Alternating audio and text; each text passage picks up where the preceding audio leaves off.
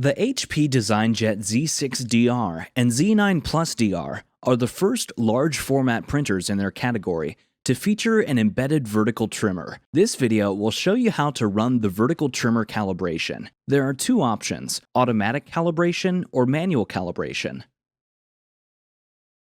In the front panel, tap Paper, then Output Options. Tap the vertical trimmer card, tap the Options icon, and then tap Calibrate automatically.